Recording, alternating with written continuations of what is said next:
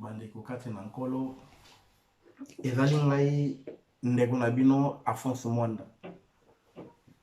Tozali kopambola Nzambe na nzela ya chaîne oyo ba permettre biso toleka na chaîne mpona komema la bonne nouvelle.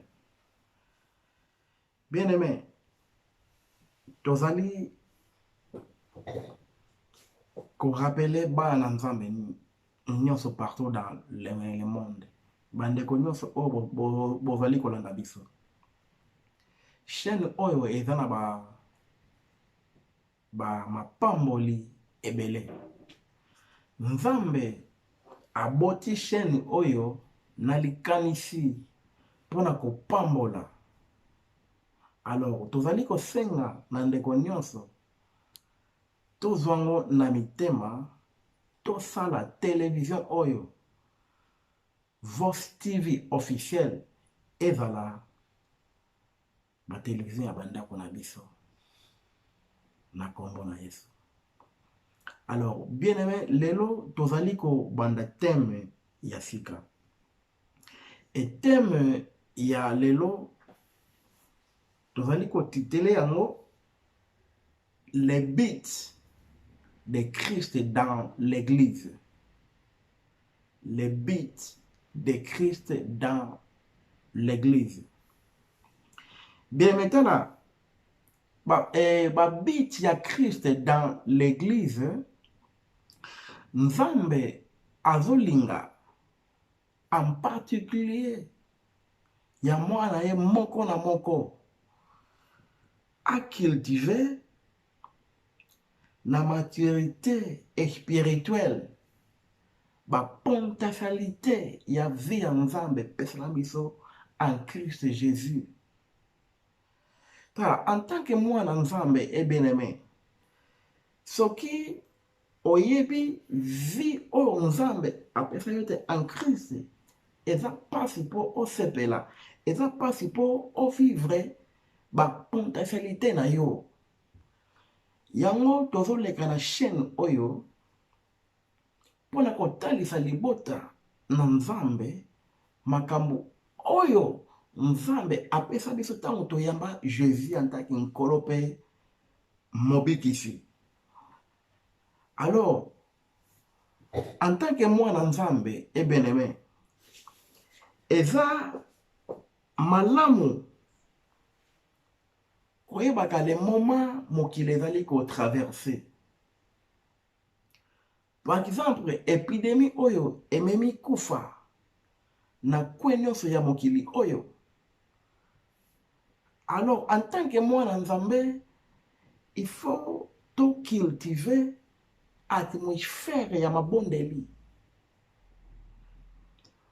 Oyebi banda mokolo Molimo Santo ya kofanda na nzoto ya motu.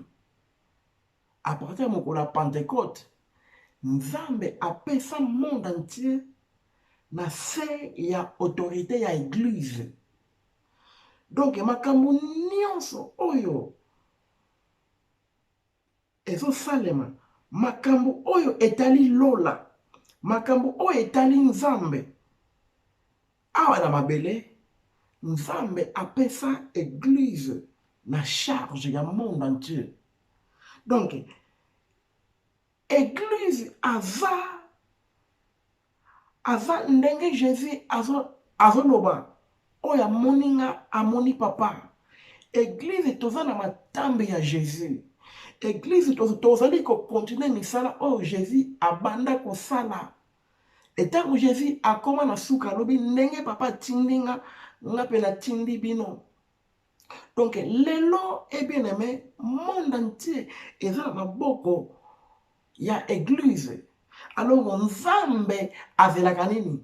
Nzambe azelaka makambo oyo eza na likolo. Volonté ya Nzambe oyo eza déjà établir na likolo esalema aussi awa na mabele koma na nzela ya église.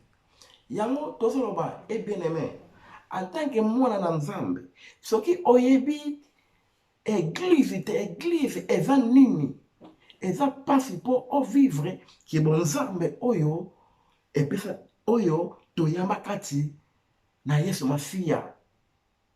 Tala, église, eh bien aimé, eza religion te. Bible ezoloba Christ aza motu. Église nde nzoto na ye. Oh, qui est Christ? Bible ezoloba kibo nzambe nyonso efanda kati na Christ. Kibo nzambe nyonso efanda kati na Christ. Lokola bino boza en Christ, boyamba kibo nzambe nyonso. Etango bien tolobelaka Jésus mwana na nzambe. Tala Jésus mwana na nzambe elingi koloba te mutu oyo abotami na nzambe. Jésus mwana na nzambe tout justement elingi koloba nzambe na mosuni, nzambe na nzoto. Nzambe na nzoto ya kibomoto. Azoloba nako tonga église nanga. Penguya ya lifelo ekoki jamais kolonga église. Na likanisa Jésus azomona église alonga. Na likanisa Jésus azomona église atonda na ba potentialité nyonso divine. Donc gloire nyonso ya nzambe eza kati na église, nguya nyonso ya nzambe eza na église. Jésus aloba na kotonga église nanga pe nguya ya lifelo, nguya ya munguna satana akoki jamais kolonga église.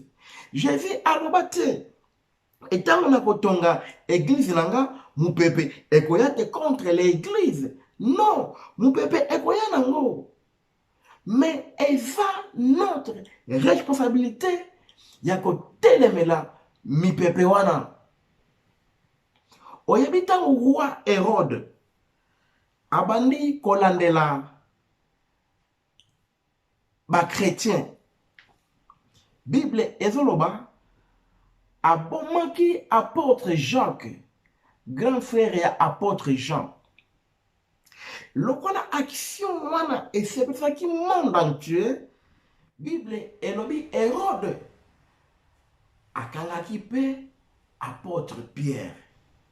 Atie na prison na likanisi aboma apôtre Pierre.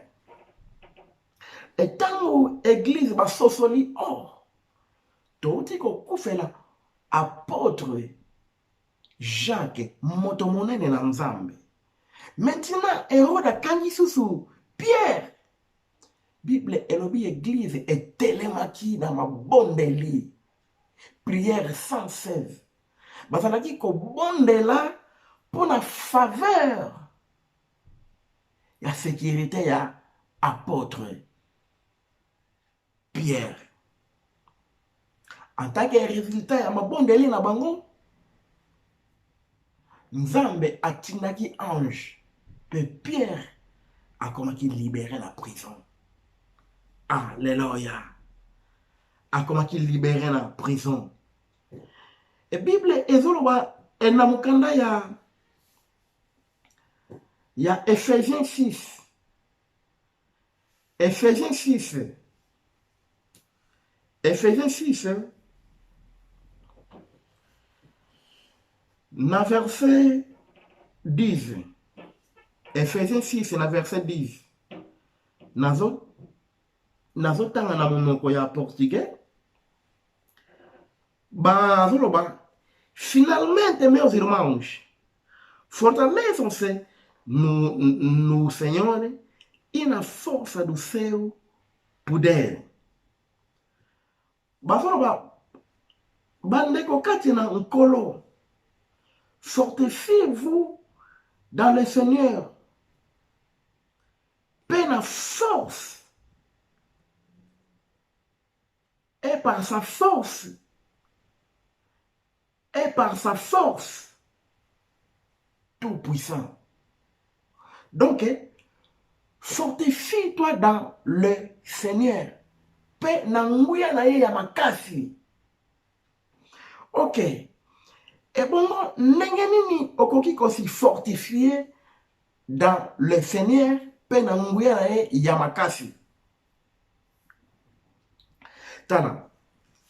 À partir de mon colo, ya liboso bien-aimé oyamba yesu lokola nkolo mpe mobikisi na bo omoi na yo nzambe akoma force ya lobiko na yo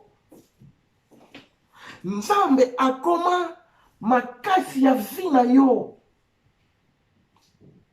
alors ntango bible ezoloba bandeko kati na nkolo bosi fortifié dans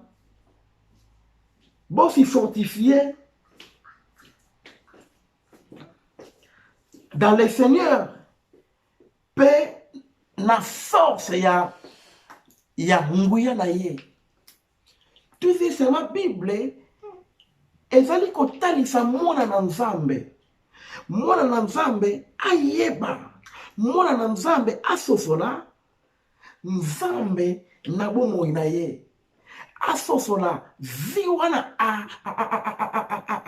ayamba ya nzambe aza nguya nzambe aza force etango osangani na nkolo bokomi moto moko donc etango bible ezoba fortifie toi dans l'éternel pe na nguya na ye azali kotasa mwana nzambe o développer na mind na yo okolisa okolisa bongo na maturité via nzambe oyo oyama Alléluia. Na verset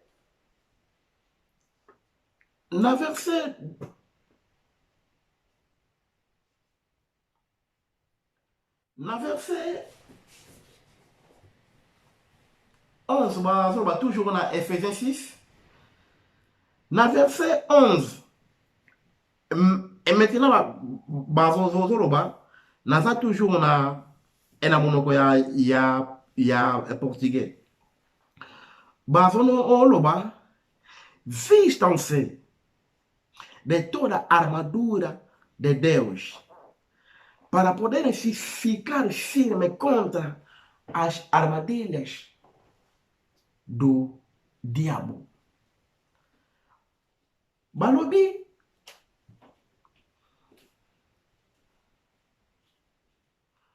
bolatisama na minuki nyonso ya nzambe pwete boyeba kozala firme contre bamitambu nyonso ya mungu na satana bolatisama na minuki nyonso ya nzambe tala verse oyo ezolobela te ke mwana nzambe alata minuki ya nzambe verse oyo ezali ko rappeler mwana nzambe ezobenga conscience ya mwana nzambe a réaliser tango oyamba yesu olatisama na kibonzambe nyonso tango oyamba yesu lokola nkolo mpe obikisi kibonzambe nyonso eyela yo etango bible ezoloba bolatisama na minuki nyonso ya nzambe soki tokei na 2 Corinthiens 10 à 4 bible ezali koloba ke minuki wana toza nango deja kati na biso na Philippiens 3 à 16 bible ezoloba maintenant totambola kaka ndenge si tokoma deja donc bazali ko rappeler ke bolatisama bolata bolata minuki nyonso donc utiliser ba force ya nzambe oyo boza nango utiliser ba minuki oyo nzambe apesa bino banda nkolo ya sali na yo minuki nyonso bible eloba eza deja kati na biso maintenant totambola kaka ndenge fito ekoma deja. Alléluia. Na verset 13 bazoloba toujours na Ephésiens 6 na verset 13 bazolo oloba Por isso, vistam de toda a armadura de Deus, para que possam resistir no dia mau. Na yango, bolatisama na minduki nyonso ya Nzambe. Po boyeba ko résister na mokolo mabe, mauvais jour. Tala. Mokolo mabe, ou bien les mauvais jours au Bible ezoloba pour la église eza mokolo monde ya ténèbres bakomaka na détermination ke non lelo tozosilisa mutu wana, lelo mutu wana azolala na mabele. Donc soki na mikolo eleka torata ye, soki na mikolo eleka abika, mais maintenant akobika te.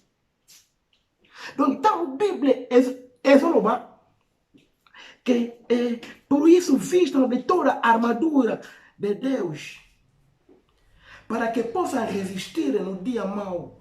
Na yango bolatisa na minduki nyonso ya Nzambe, po boyeba ko résister na mokolo ya mabe. Mokolo mabe eza tangu monde ya ténèbres ezwi détermination na vie na yo ke lelo ozokweya na mabele. Lelo ozokweya na mabele.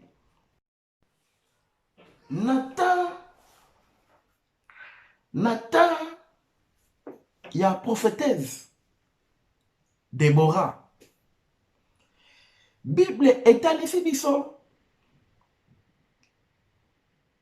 ke bana na Israël bazalaki dominé banda 20 ans epai ya roi Jabin oyo azalaki roi ya Canaan. Na monde lelo eza actuel Libye. Yes, Libye. Bible ezoloba roi Jabin aniokolaki bana na Israël na tamolai 20 ans mobimba. Alors, liloba na Nzambe eyaki epai ya prophétesse Déborah. Pe Déborah abengisa chef ya armée ya bana Israël, Barak. Tangu Barak aye, Déborah, la prophétesse Déborah, ayebisi Barak, Nzambe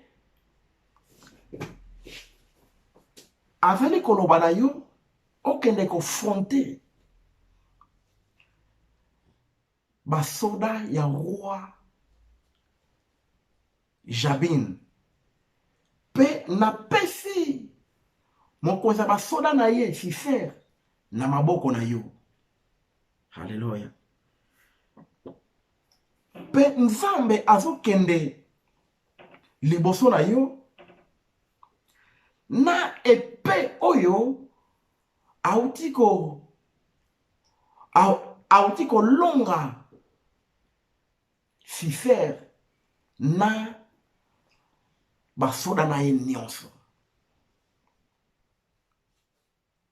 Barak mokonzi basoda ya bana na Israël a répondre prophétesse Déborah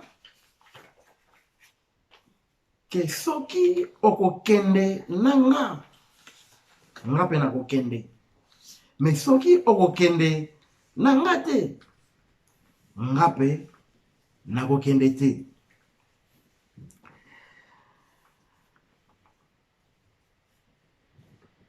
La prophétesse Déborah a répondre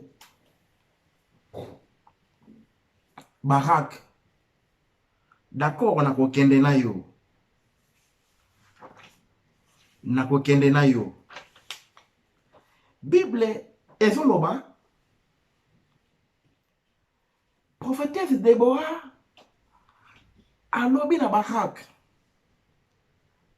d'accord nga nakokende na yo, kasi pona bizaleli na yo oyo yebaka gloire ya victoire oyo epesamelaki yo, Nzambe apesi yango na moto mosusu, apesi yango na maboko ya mwasi. Mwasi wana akoyela yo motu ya Sisera na maboko na yo. Or, mwasi azali kosymbolize l'église. Tala, bien aimé, église aza symbole ya victoire ya gloire ya Christ. Église aza symbole ya victoire ya gloire ya Christ. Nzambe azoloba epai ya Jérémie, napesi yo autorité mpona kopanza, mpona kotonga, mpe mpona kotelemela banation nyonso na baroi nyonso. Nzambe alobi maloba na nga eza lokola moto oyo esilisaka na ebende. Maloba na nga eza lokola marto oyo ebukaka na libanga ya makasi. Na Jérémie 1 na verset 2, Nzambe alobi, Nzambe asimbi na monoko ya Jérémie, pe alobi na tie maloba na nga na monoko na yo. Donc Jérémie azwaki autorité ya Nzambe. Autorité wana yango epesami mela biso en Christ. Bible ezoloba notre Dieu aza le Église aza mwe. Église aza nguya nyonso ya Nzambe fanda na Église. Notre Dieu aza le fait dévorant. Église bien-aimée aza le fait dévorant. Donc nous sommes moins bien-aimés. Ma langue est un moto. Quand je parle, ma langue est bukakana libanga yamakasi. Quand je parle, ma langue a dévoré na ebende bien-aimé. Donc, ma langue est un marteau. Oyo azo panza. Différence ya monde ya ténèbres. Ma langue est un moto. Oyo apanza na ebende ya monde ya ténèbres. Oyebi, Bible ezoloba etango Barak na basoda na ye ba komi na terrain ya bitumba. Bible etalisi biso makambo moko terrible. Bible ezoloba basoda ya roi ya Canaan Jabin na général na ye Sisera. Bible eloba ba roi na bango si bayaki kobundela bango. Ba roi na bango. Oh, Bible ezonoloba na verset 12. Na verset 12 na Ephésiens 6 na fala português. Pois a nossa luta não é contra. Pois a nossa luta não é contra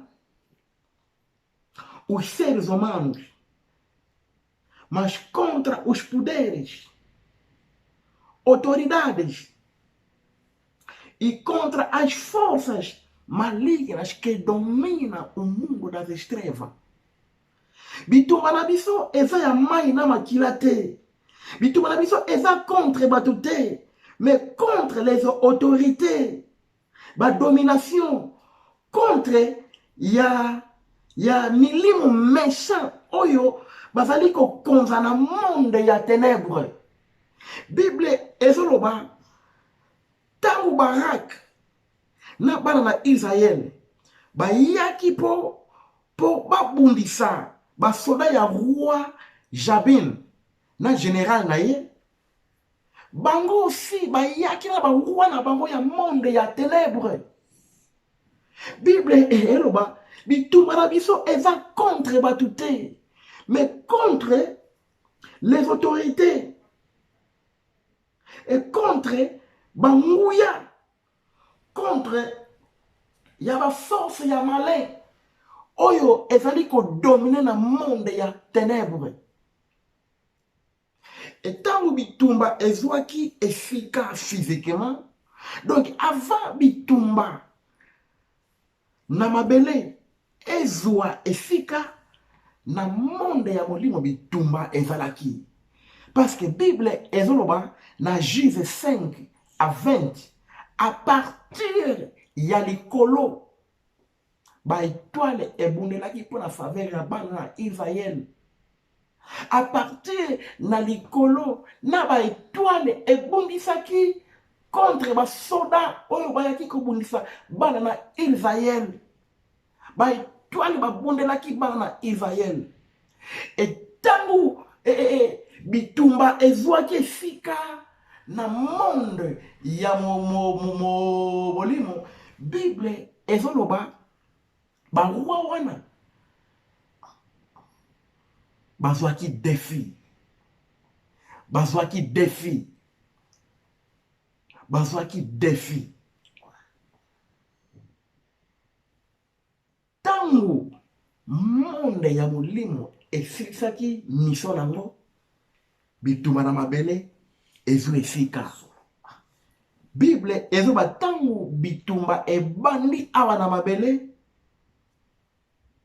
basoda ya roi Jabin bakokaki te, bazwaki défi ya makasi. Pe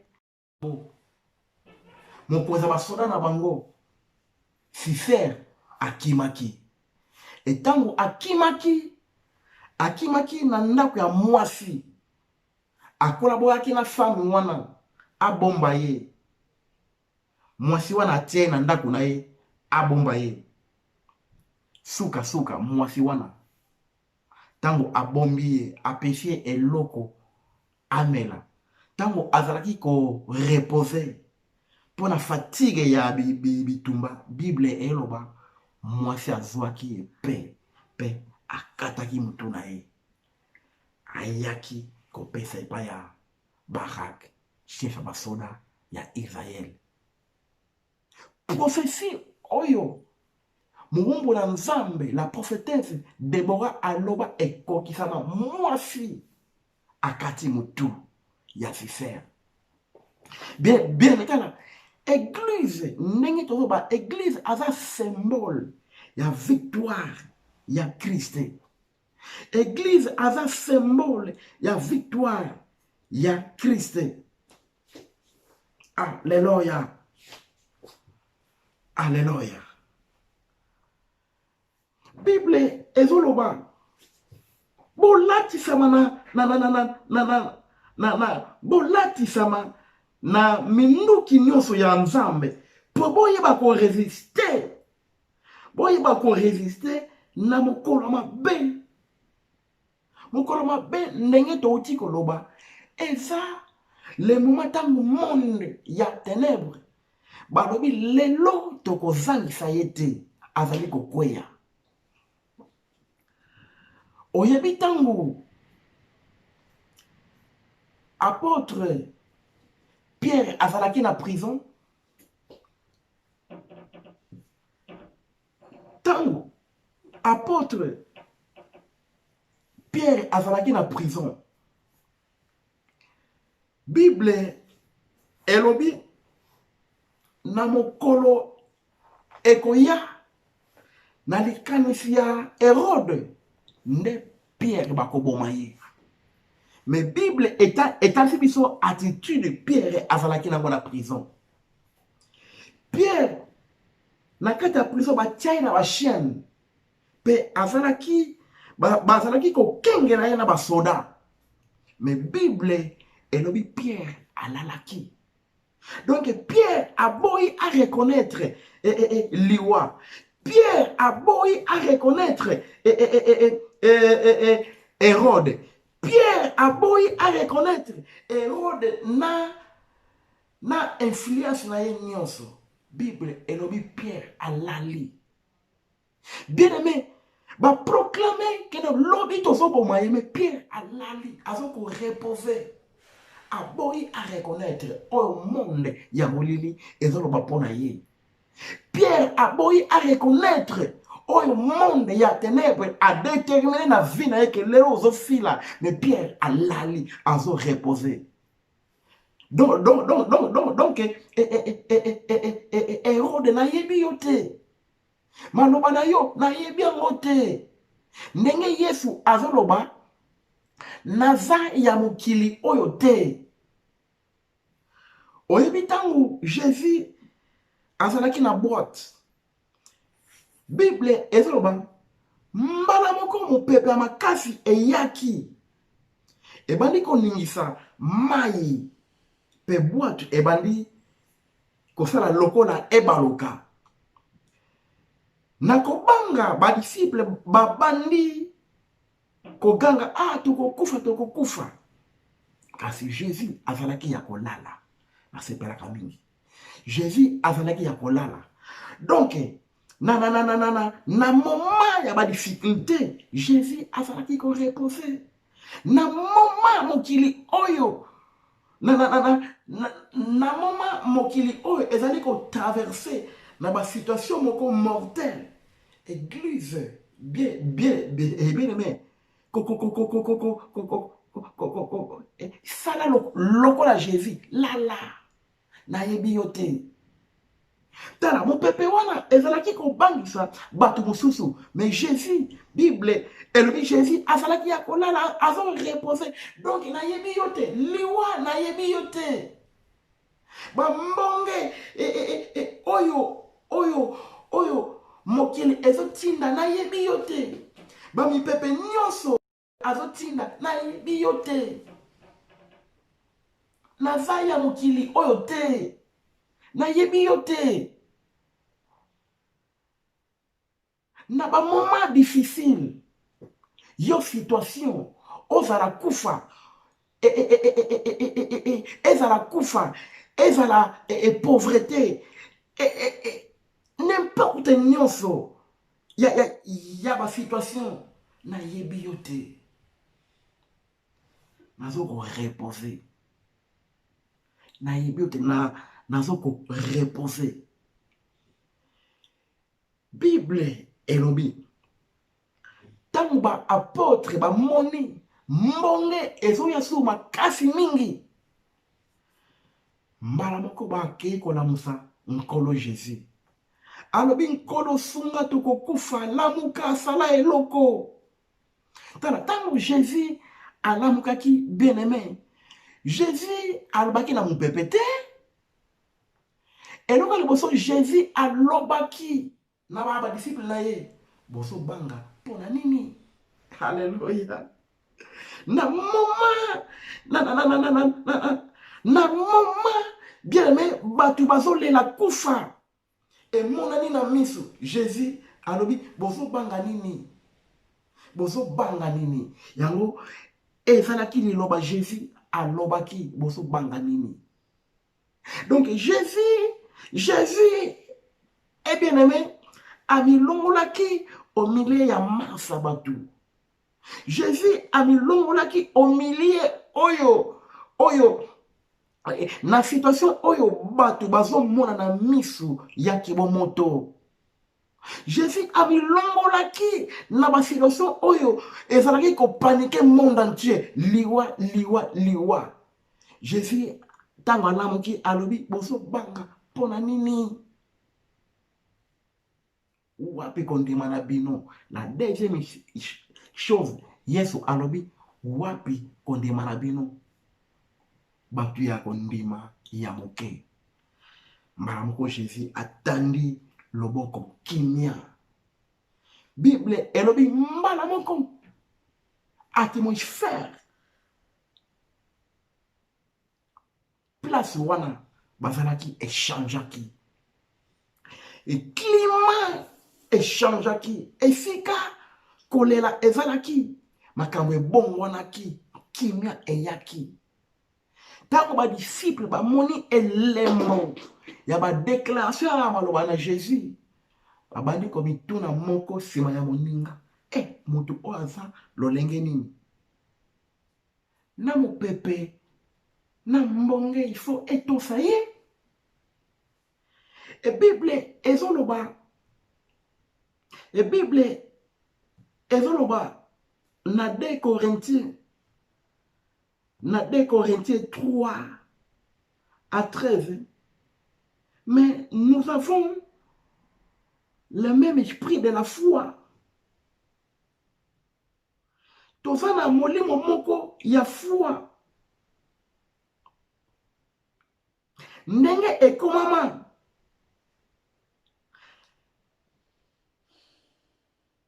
Ndenge ekomama na ndimi. Na yango pe nazoloba. Biso aussi tozoloba parce que tondima. Tala. Ba déclaration ya foi tosalaka en Christ Jésus. Eza eloko ya sikate. Ba déclaration ya foi tosalaka en réalité ezalaka nango déjà dans le lieu céleste en Christ. Nzambe akokisango déjà dans le lieu céleste en Christ. Nalobaka te je suis béni pour être nazala béni. Nalobaka je suis béni parce que en Christ Jésus je suis béni na mapamboli nyonso dans les lieux célestes en Christ. Nalobaka te je suis protégé pour être nazala protégé. Nalobaka je suis protégé parce que en Christ Jésus je suis protégé. Nalobaka te je suis guéri pour être nazala guéri. Nalobaka je suis guéri parce que en Christ Jésus je porte la bonne parfaite santé divine. Bible ezoloba ekokisama oyo Isaïe aloba ke na bapota na ye sito bekisama. Et tant que Jésus a commis sur la croix, apôtre Pierre alobi na bapota na ye bino si bobekisama. Bien maintenant, ndenge tolobaka la fois passée, Nzambe apesa guérison na église. Yele azalaki na alliance ya guérison, il faut elanda bango guérison. Nzambe apesa guérison na Israël. Église azwa guérison te. Eloko Nzambe apesa na église eleki guérison. Eloko nini Nzambe apesa na église? Nzambe apesa la vie éternelle na église. La vie éternelle et un mécanisme na ye moko pour ko restaurer nzoto soki eloko moko ezo marche bien te na nzoto na yo. Bible ezoloba soki kaka molimo na asekisa Yesu na bakufi azakati na yo akosekisa aussi ba angle nosi ya nzoto na yo eza affecté ezala na maladi moko songolo na kombo na Yesu Masiya. Bien aimé, nazali ko proclamer vie na nzoto na yo. Yo mwana na Nzambe. Esika nyonso oyo ezo senga intervention divine. En tant que mungu na Nzambe, nazali ko proclamer vie na kombo na Yesu. kenya oyo mokili epesaka te elata nzoto na yo na kombo na Yesu Masiya. Nazali komenase bamipepe nyonso oyo ezotungisa mwana nzambe moko na moko, oyo ezali kotemela baproje na yo, oyo ezali kotelemela ndako na yo, oyo ezali kotelemela ezala ndako ya papa na yo esika obotama na kombo na Yesu Masiya. Na menase mipepe nyonso wana. Bible ezoloba tolatisama, Bible ezoloba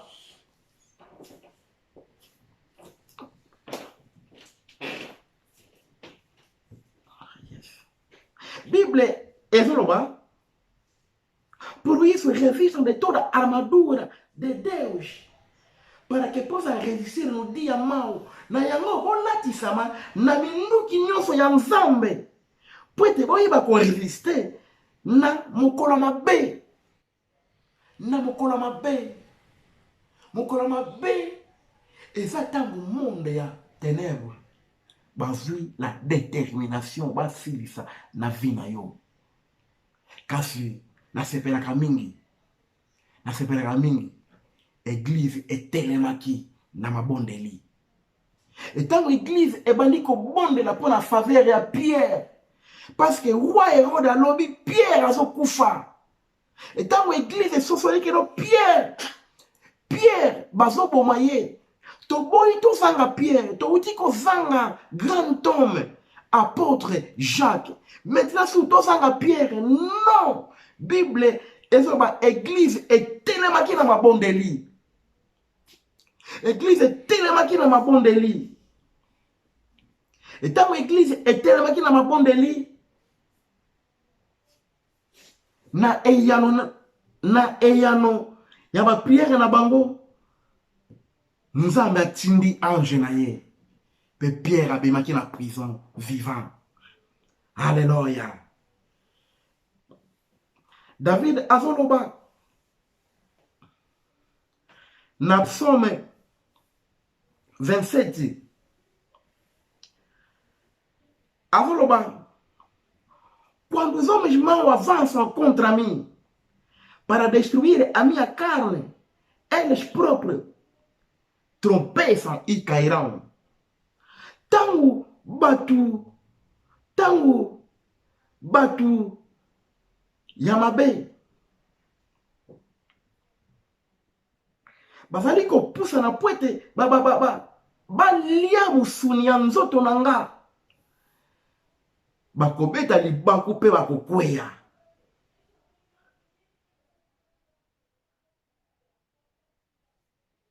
Na verset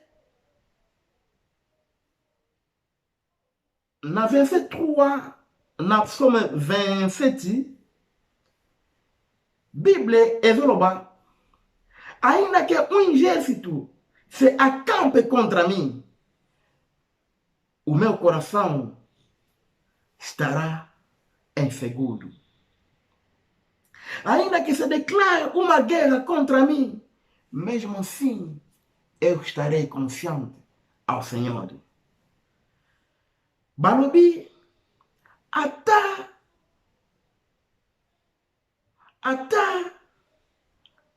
basoda baye ko camper contre vin baye contre nga, ezala bongo motema na ngai kozala na kimia, ezala badeklare bitumba contre nga, ezala kutu bongo motema na nga ekozala na kimia. Alléluia. Nakozala na kimia. Yesu azoloba na esi bino makambo kimia epai na nga. Oui, na mokili oyo ba tribulation ekoya nango, me bo sepela pamba tenga sina longa mokili. E Bible eloba bana bozala Nzambe si bolonga, pamba te oaza kati na bino aleki oaza na mokili oyo. Pe mutu nyonso oyo abotama na Nzambe alonga mokili oyo na kombo na Yesu Masiya. Kolo merci. Nazali ko prier Nzambe pona bana no partout dans le monde. Nazali ko proclamer vie en Nzambe za la manifeste. Nazali ko proclamer vie en Nzambe ezwa ifika na ba projet ya moko na moko. vi ya nzambe ezala manifeste na banzela ya bana na yo mokonzi na kombo na Yesu Masiya. Confusion ezala te na bana na yo ntango mwana na yo moko na moko azosala baprojet nkolo asiste ye molimo mosantu na kombo na Yesu Masiya. Tozali kodelege baange moko na moko nkolo en service mpona kokumba mpe kokontrole matambi ya mama ya mwana yo moko na moko na kombo na Yesu Masiya. Sois élevé nkolo, ozali nzambe na banzambe na kombo na Yesu Masiya. Amen.